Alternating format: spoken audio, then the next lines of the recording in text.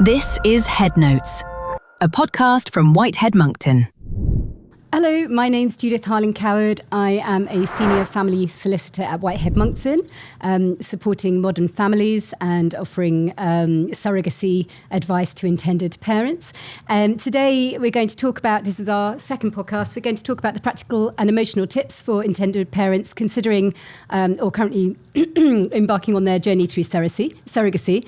And I have here with me Shaun Thomas, who is the founder and the consultant at the surrogacy consultant at the Surrogacy Father. So Shaun and I met, first of all, at a fertility event in London last year, and we've kept in contact. He's a valuable resource for people considering surrogacy and is able to offer lots of practical and emotional tips, which would be invaluable for people that are going through this journey. So just to say hello to Shaun. Hi, Judith. Hi. I just wanted to, I thought it might be useful for people listening to find out a little bit about your own journey, first of all, before we kind of have a little discussion about that and some broader aspects. But you obviously chose to build your family through surrogacy. And I just wanted to ask you what led you to choosing this particular journey to build your family, first of all? Yeah, so for us, me and my other half, Paul, we kind of always, it was even on our first dates, we kind of mentioned about children. And so when we were talking about it, even those early stages, we never went into like the practicalities of how we would have children. It was only when we got a bit older, more mature, more developed in our own relationship that we started to think about how are we actually going to go about doing this? Are we going to look at fostering? Are we going to look at adoption? And again, surrogacy was very new to us. We were very lucky that we had some friends and friends of friends and kind of work acquaintances that had done surrogacy. So we were able to reach out to them just to talk about it.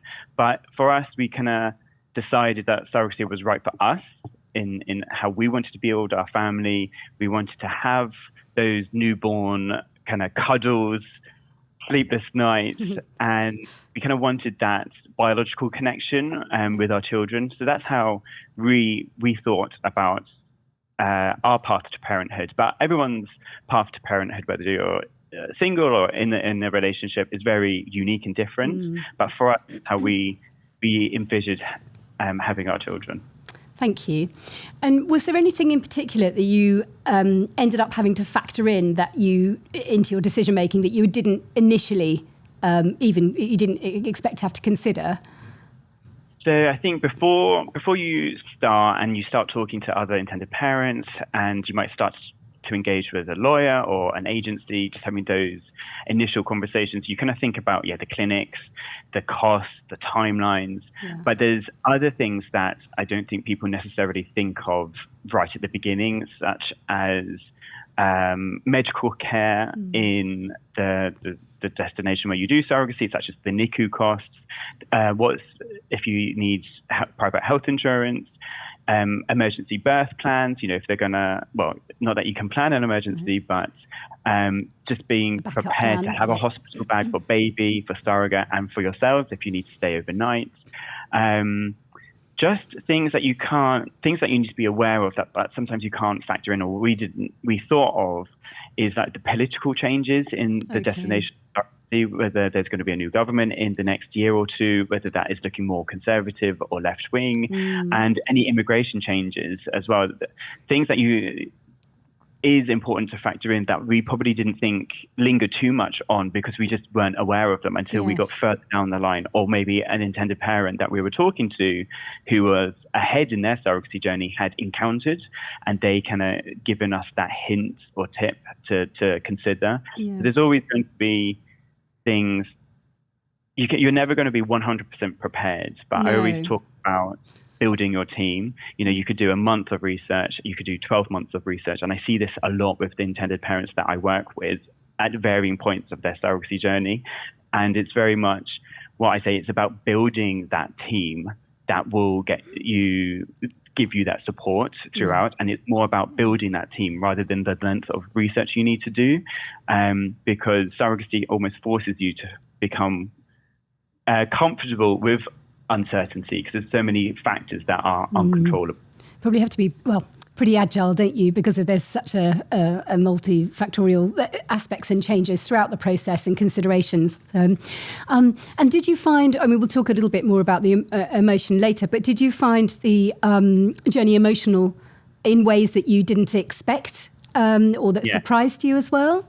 Yeah, absolutely. There was, I would say I'm quite level-headed, grounded, rational. I'm kind of like a planner, organizer. And you'll never be, like I say, you'll never be prepared for everything, because you just can't. It's like human nature, it's biology. There's things that you rely a lot on other individuals. So, the agency, the lawyers. And so it's very much those kind of silent moments and those things that you don't expect that can be very emotional. You're waiting, you don't know how many embryos you're going to create. You don't know if that embryo is going to transfer. So it's surprisingly a lot more emotional than I definitely gave it credit for. You expect the emotion when your child is born, but through the whole process, which can last months as well. So you're having that kind of like resilience and patience, definitely pulled on those skills, those life skills of the path to parenthood. Absolutely, because even if you've got every plan in place, things can change, like as you say, politically, laws can change, and obviously then you have the human body and nothing's for certain. So absolutely. So in that regard, how would you say that our clients can support themselves or kind of put a plan in place to support themselves and their families through their journey? What can they do right from the start? I know counselling is obviously offered and very, a very strong recommendation for that. But what is there any particular kind of therapeutic counselling that people going through this journey should kind of look to explore right at the beginning? How can clients support themselves? So first of all, I don't underestimate how heavy surrogacy can feel. Like surrogacy is joyful, but it can be mentally demanding. Like I say, it's a marathon, not a sprint. And, you have to have a really strong foundation with your partner if you're going through it together. Usual kind of open conversations, transparency, talking about how you're feeling, you're relying or leaning into close friends, because sometimes it is a fertility journey. So you don't want to be telling everybody all the time, what's going on. So I think having, a small close friends who maybe have gone through their own fertility journey and they can just understand and they get it kind of straight away what you're kind of going through. I think looking from professional support, I think that's actually another great idea that we didn't do, but I think in hindsight it would have made, because I think just talking therapies is just brilliant, and just talking to people just helps. You might not solve a problem in a 10-minute conversation, but you just feel heard and listened to, and you feel that you'll be able to conquer it, and you might think of different avenues and whatnot. So I think that it's a wonderful thing to consider, not an essential item, but I think a really great one to consider through kind of therapeutic support, and there's so many wonderful practitioners now who are available and with a focus on fertility. So I think that's probably one thing I would recommend more, is that a practitioner who has more of a fertility expertise. Yeah. And did you find a network that you built through the journey with other parents? Have you been able to use those other parents that, if kind of along the way, that are also intended parents? Were you able to build support with them? Yeah. So we used, I think social media, again, like everything, is a double-edged sword. So I think when you're researching surrogacy, you have to be extremely careful about using social media for recommendations and getting confirmation or doing your due diligence. That is the other end. That is the one's sharp side of the sword. But on the other side, once you have done legitimate research and you know who you're going to be working with in terms of trusted service providers, then social media can be really helpful for building that support network, again, for people who are going through the same journey as you, who understand it.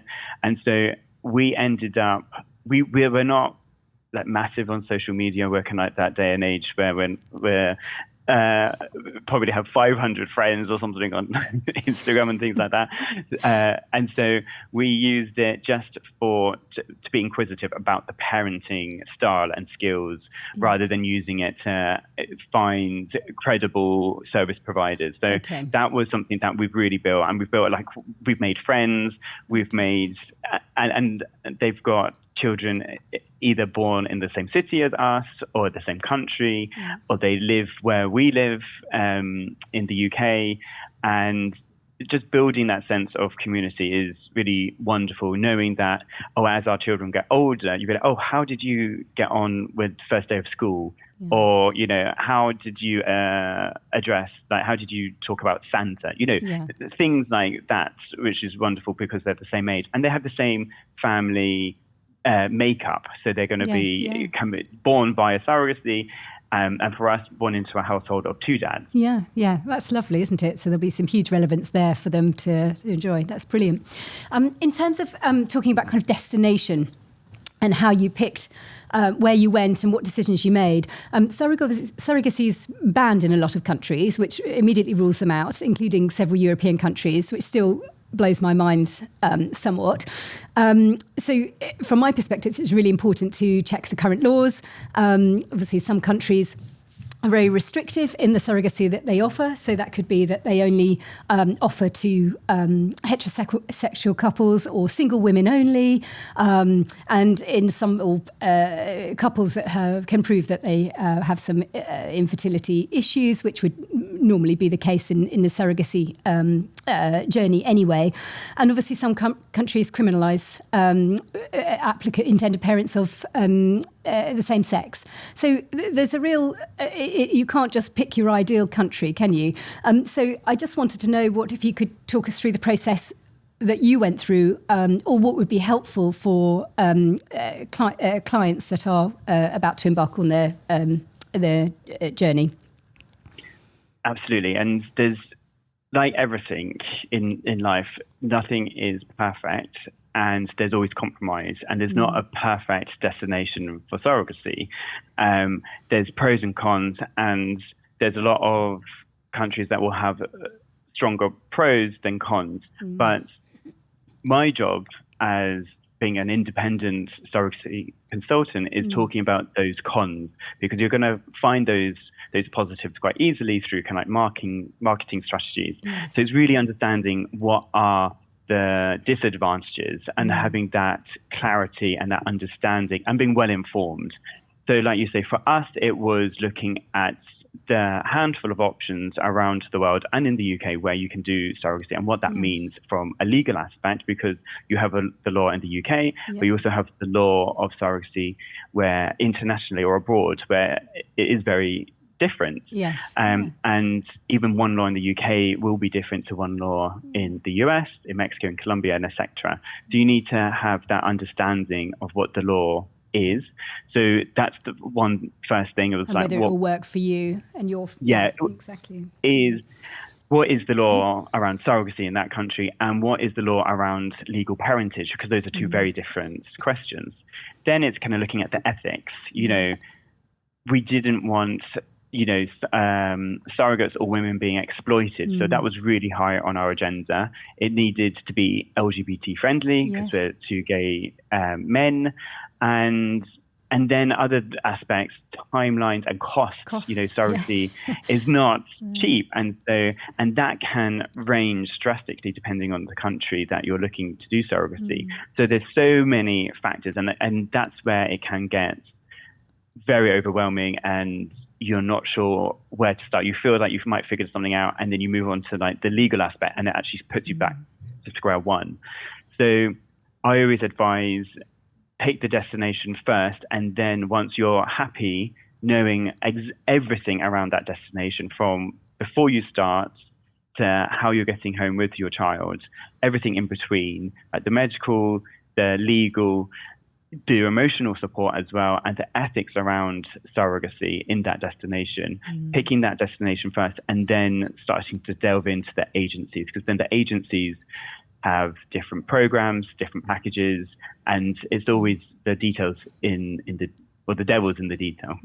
So when you, sorry, go on. Sorry, no, I was just going to finish that off to say, and it isn't about choosing the cheapest or the fastest, because a lot of intended parents want, a kind of a quick journey, and it's kind of meeting that expectation that it is at least 18 months to 2 years. Yes. And it's about choosing what's right for you and your family, not about what is the quickest or the cheapest option. Did you consider domestic surrogacy? Yeah. You did? Okay. Absolutely. Yeah. And I think it's one of those most beautiful journeys to have in the UK, because it's built on trust, with the surrogate and friendship based. So it's something I said we explored all destinations. It wasn't quite like that. We investigated and learned and researched all destinations that you can do surrogacy. And we started off in the UK. And just for us, it just unfortunately didn't work out. And we looked abroad and we went internationally. And it didn't work out because of the delays, because there tends to be a delay in the when it's domestic, or the lack of kind of surrogates, or was it? Yeah. Okay. For us, it was trying to find that really special woman, and knowing that we wanted more than one child as well. We knew that, and we had spoken to intended parents. We had seen that actually trying to match with a surrogate is really hard in the UK, and also knowing that we wanted more than one, we thought it would be even harder than to try and have a second or third child. We have 3 children ourselves now. Okay, thank you. That's so helpful. And what I was going to say, when you started out, because obviously you, having gone through this journey that has led you to becoming the surrogacy father and offering the consultancy service that you do, but when you came to look at your destination and decide, how did you start to pull that information together? What was your starting point? Because you went to the agency later, as I understand it. So was it the case of you having to look on resources online, or was it through the social media, or through lawyers? How did you start off? Because it's quite overwhelming. There's a lot of information to consider, a lot of information online. You've got to be careful, like you say. So I just want to know how, because obviously you've now built some helpful guides and resources to help other parents, but what was in place when you started, or how did you start? I guess there was nothing in place formally, or that was, from an independent point of view. So it was very much piecing it from other people's journeys and what they did or didn't do, and learning from them, which is good, but that's time consuming. That's risky. Yes. There's no one that is saying or helping you through your journey of knowing what to do step by step, because there's 100 different steps, and all of those steps can then change in a blink of an eye if you're not careful. And one person's experience is different from another's as well, and different level of expectations, 100%. Different agencies, different lawyers. So, absolutely. I always give an example, like your twin brother or sister, or say your identical twin could use the same egg donor or sperm donor, could use the same surrogate in the same city with the same agency, but they're still going to have completely different journeys. So even if you do identical, so when people say, "Oh, where did you go?" Our journey is completely different to what your journey is going to be, even if you replicate everything. It's just that's the way it is. Yeah. And so for us, it was very much kind of like piecing it through together. We have a lot of kind of lawyer friends, so we're quite astute with laws and order, and being a pharmacist myself, like highly regulated. So we spoke to a lot of lawyers. Well, we spoke to lawyers in the UK, and when we knew that we were going to go abroad, also independent legal advice in that surrogacy destination, which is essential to have that informed decision making, and that it's coming from a regulated professional. Yes. That's just the kind of the legal aspect.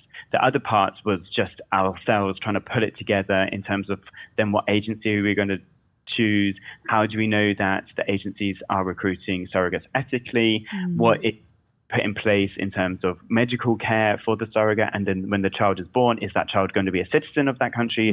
Do we need to get a British passport? Do we need to fly with a visa. Yeah. So all of that, then we kind of figured out on our own. And that's why I've kind of tried to wrap it up into the 12-part essential surrogacy guide. So then people can just have that easy foundation roadmap of what you need to think about. So nothing is too surprising. There's always going to be surprises along the way, but it's a good base to start from. Absolutely. Thank you. And it just kind of moving on, kind of within destinations. Obviously, Ukraine was a really popular place to go. Obviously, there's conflict there. It was kind of very well. It's an experienced country in surrogacy, let's say, and they were very open.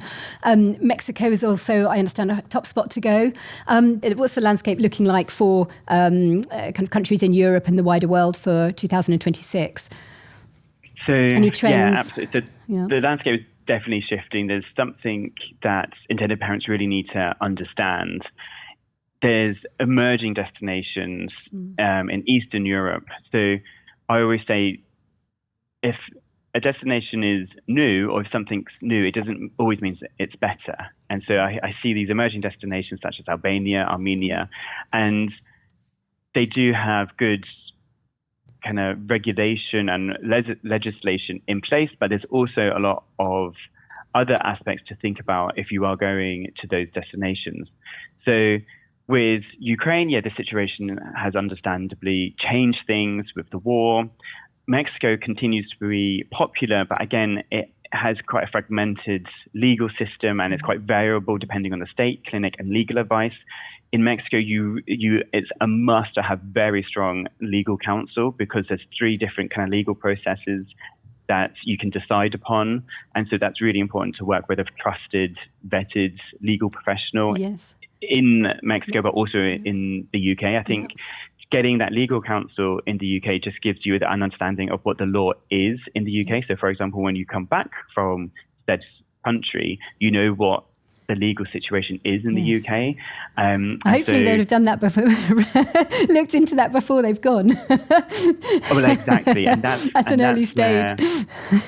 I see so many intended parents can trip up. Yes. And there can be a lot of pitfalls and costly pitfalls and hugely emotional ones. Yeah, where, absolutely. I know an intended parent, not in the UK now, but he's been in South America for 11 months and he's bureaucratically stuck there because he can't get back to his home country. So as awful and as tragic as that is, it's making sure that you have gone through all kind of like the steps before signing any contract, before paying deposits, and before like rushing into it. But the landscape is changing and almost in a blink of an eye. And that's another thing that when we were looking at our destination, we were looking at, like I kind of mentioned earlier, about the political change. And like I was saying, we wanted at least more than one child. So what was and it's no one has a crystal ball, but what's the likelihood of a government changing the surrogacy mindset? So there might not be laws or regulations, but they have kind of like good practices. So that's another thing to kind of like think about going to a destination that is more established, that has experience with intended parents, that has experience with recruiting surrogates in an ethical manner, making sure they're looked after, not just through the pregnancy, but post-pregnancy as well. So there's lots of, and especially within Europe, surrogacy remains mostly altruistic, but it is legally restrictive. Like you were mentioning, there's Spain, France have kind of like banned aspects of international surrogacy and birth recognition. So how does that then translate to intended parents, and what does that mean about getting that child back home to their grandparents and to their home comfort? Yeah, absolutely. So are there any hot spots at the moment that you're noticing as a trend for where people are going? So I get a lot of inquiries around Albania and Armenia, and I think again that's around because they're new and emerging and people have that idea that it might be better. I think there's more heavily marketed agencies because it looks like a new destination, but there is a number of factors to consider when going to those destinations, particularly around the surrogates have to be non-Armenian and non-Albanian citizens. So then the recruitment of surrogates has a lot more questions because they can't come from Armenia or Albania. Yeah. So they're going to have to be coming from outside of those countries. So then you're talking about language barriers, cultural barriers, the support network for the surrogates. Yes. So as ever, it's popular doesn't always mean ethical and high standards. Yeah. Okay. Thank you. That's so helpful. Is there anything that you'd change now about how our legal system treats intended parents? I would think the answer is probably yes, but yes. Oh, I would love I'm a sorry to pre-birth say. order, because I think it just makes a lot of sense for everybody involved, not just like the intended parents, but the surrogates as well. You know, it's clear from the intent that this child is being conceived and created, and parents are going to be X and Y, and surrogate A is a surrogate and not an intended parent or mother. And I think that's been done before the birth, before an embryo transfer. It's all very clear and transparent, and the intent is clearly shown. I think what I find good about the UK is that you can have two parents of the same sex on the parental order. And so I think that's lovely, because then you can obviously, all families are shaping up to be and looking different nowadays. So I think that is wonderful to have that ability in terms of inheritance, tax, legal and medical decision making, and just being, having two parents of the same sex on the birth certificate or the parental order. But it would be nice to have that before the birth, so that's all kind of like neat and tidy, like similar rather to the than when US. you've got a newborn baby in your hands and trying to juggle and then have to deal with all the legal aspects afterwards. So that's good. Thank you. Did you have any problems that arose in any of your three surrogacies? Was there anything that particularly stood out in your mind that was a real issue or barrier that you had to overcome?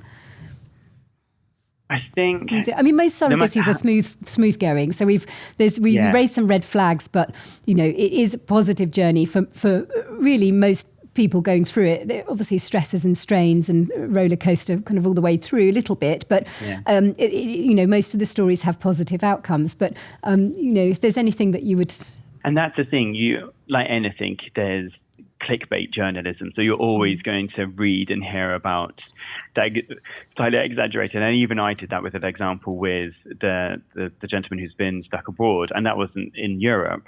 And so there's always that clickbait journalism where you read more negative stories. But all in all, being prepared, and you will have a smoother ride. It's not going to be completely smooth or stress-free, because it is a fertility journey. And in terms of the support you obviously used a surrogacy agency, and how was, can you talk about the experience with that? Yeah, so we worked with professionals along the way. And I think depending on where you do your journey, I think it is highly advised to work with an experienced agency where they understand the cultural, religious, language aspects, and especially if you do an international journey, they're physically on the ground, they're in the city, they know the clinics, they know the geography, they know the hospitals, they're boots on the ground. And I think that's a type of agency that we use. We had their kind of personal numbers, we were informed throughout, they were an established agency. And so I think for us, we needed that support in that coordination, because you're not there. There is a time difference. There is a language barrier. We have never done, especially on our first journeys, we had never done a journey like this before. So even though we carried on using an agency for our third child, at least we knew kind of what to expect.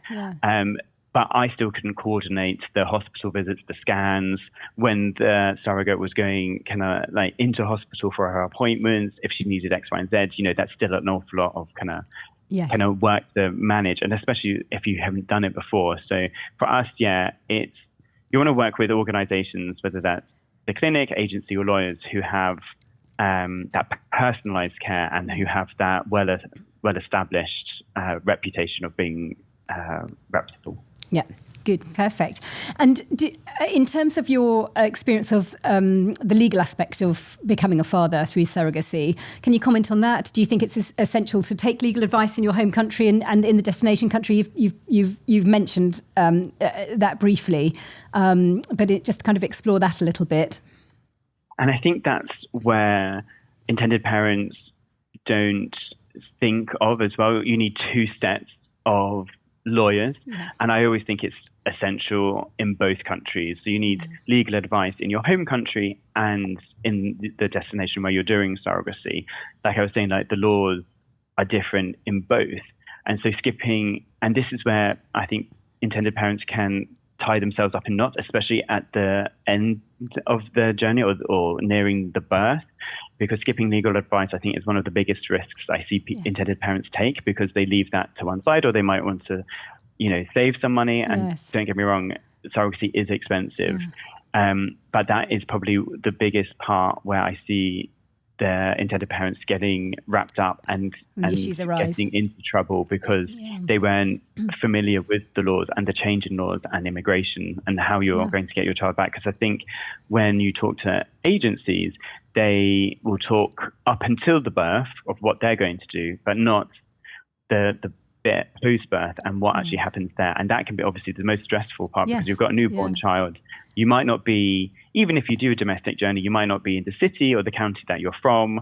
And so you don't have that, innate support network. So having that clarity of what you need to do from a lawyer, whether that's parentage court orders, if that's applying for British passports or visas, at least you have that information, and also the documentations that you need and required to carry your baby. To get those absolutely.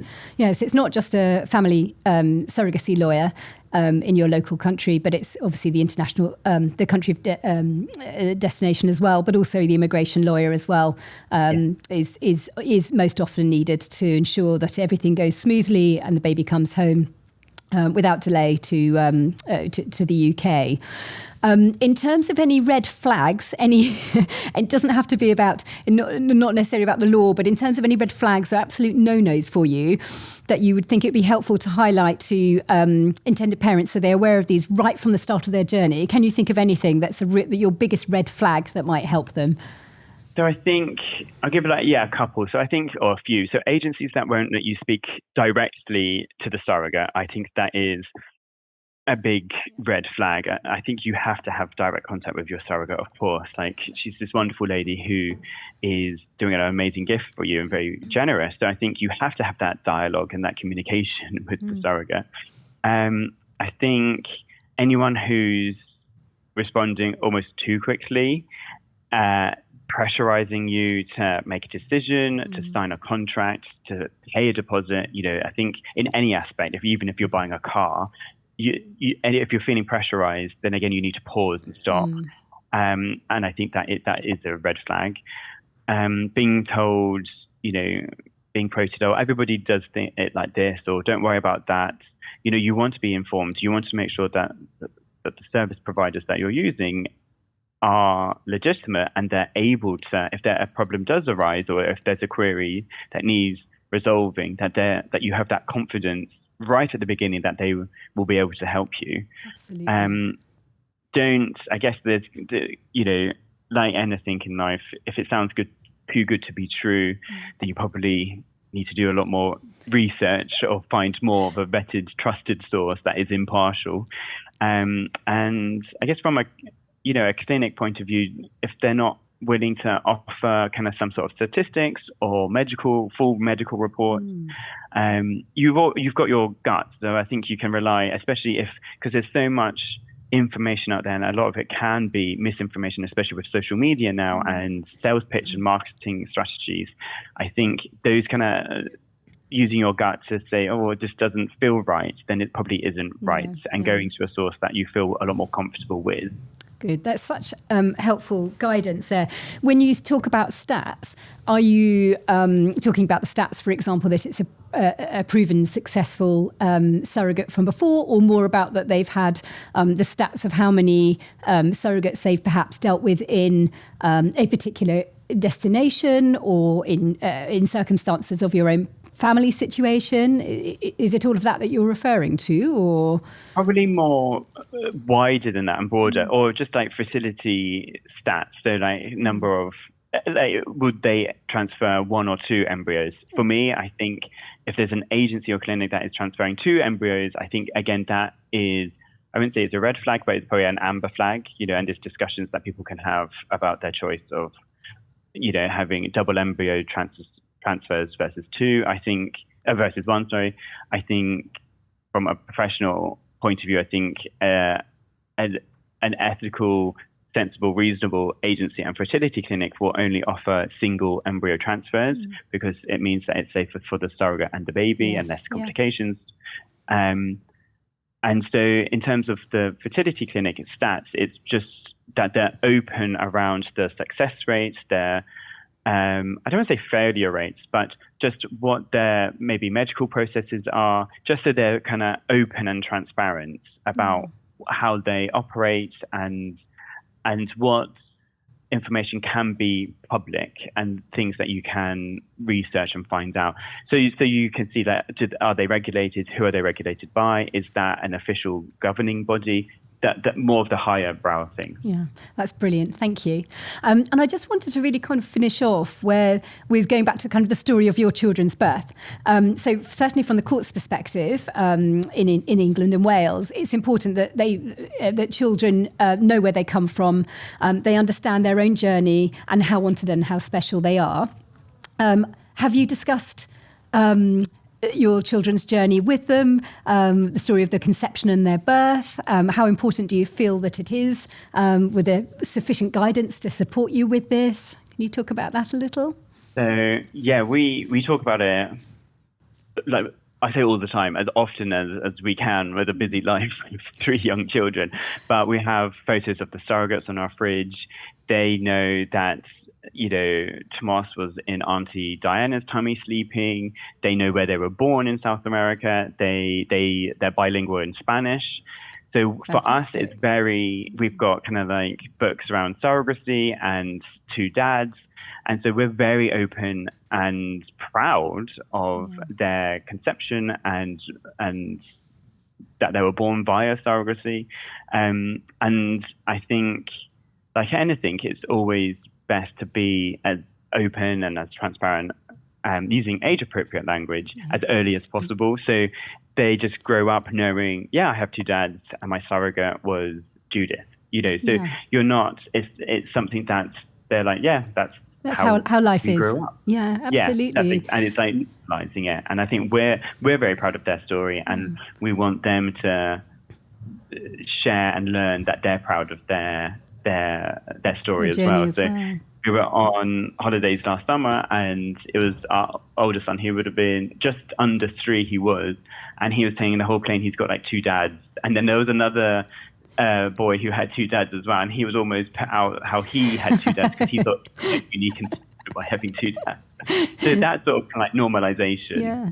That's brilliant. And like we talked through that, some children have a mummy and a daddy, some have a daddy and a daddy, and some have a mummy and a mummy, and some might only have a dad or a mum. So again, it's just learning, especially when they're going into kind of, I guess, like childcare settings of creches and nurseries and schools, and they're going to see different family types, and so they have an awareness. Yes, absolutely, and the confidence to be proud of their family, as well. And I'm sure when they get teenagers, they're going to be like shouting and causing chaos, but it's no surprises where they've come from, sort of thing. We're going to get those hormones and whatnot, but it's not. We're telling them as early as possible.